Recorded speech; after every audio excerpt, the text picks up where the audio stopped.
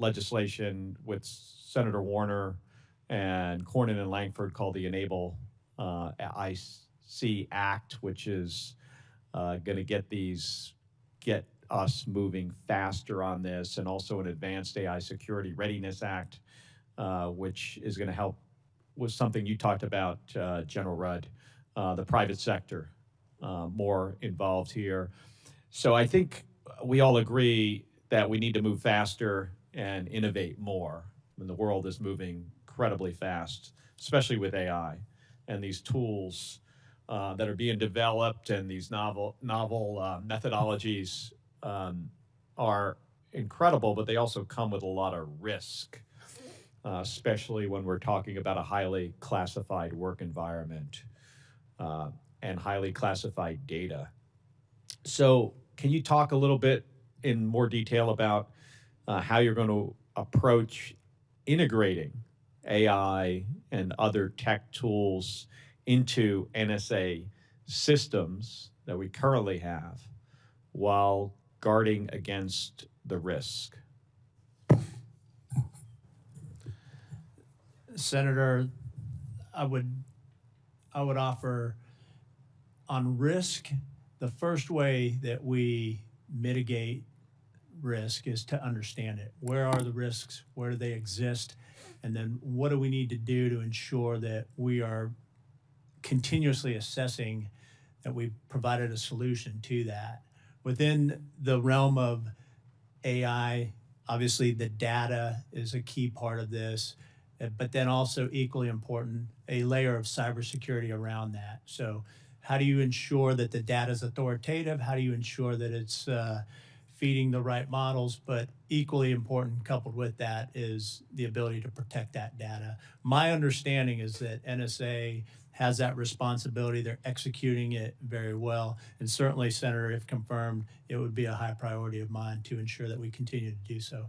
And General, also, you know, one priority I think you're going to need to put somewhere near the top of the list, and I know one of my colleagues brought up the election threat issue, but certainly AI being used by our adversaries against us in an election is going to be, I think here in 2026 is going to be more significant than what we've ever seen before, and certainly in 2028.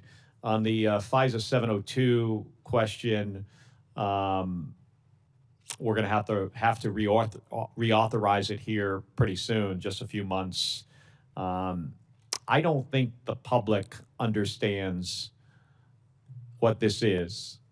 I mean, we're talking about something, I mean, an acronym with a number and a letter after it, and it just seems something that's, you know, out of reach for most people. Can you try to explain here in just about 30 seconds or so why this should matter to the average American? Senator, in as plain as language as I can put it, is first and foremost, it is the collection of foreign intelligence against non-U.S. persons who are located outside of the United States. And again, what I've experienced in my career is that this provides the warfighter, the decision maker, the ability to have critical insight into threats that enables decision making. And again, we've talked about speed. Critical to speed is a deep understanding. But for a family, hardworking American family, and they shouldn't have to pay much attention to this. How does it affect them?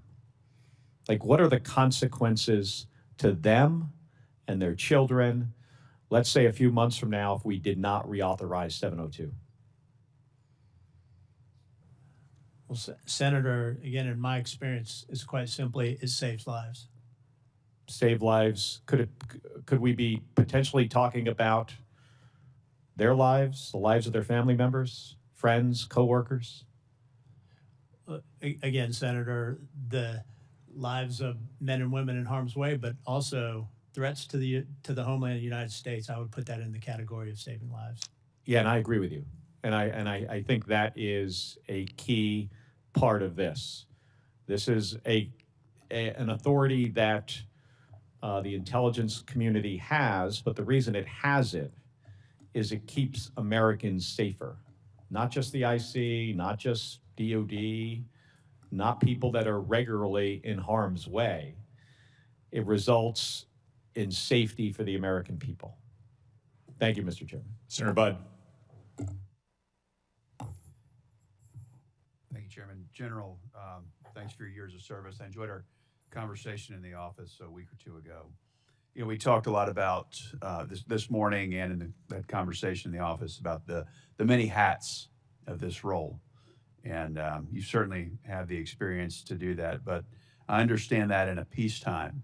But let's say there's an invasion by China to Taiwan, and it's no longer peacetime, but it's a period of conflict. How do you balance the roles in a situation like that, as best you can see it? Well, Senator, it's a continuous assessment of the situation and where the balance lies between the two organizations and the capabilities that each brings to bear. Certainly, on one side, you need deep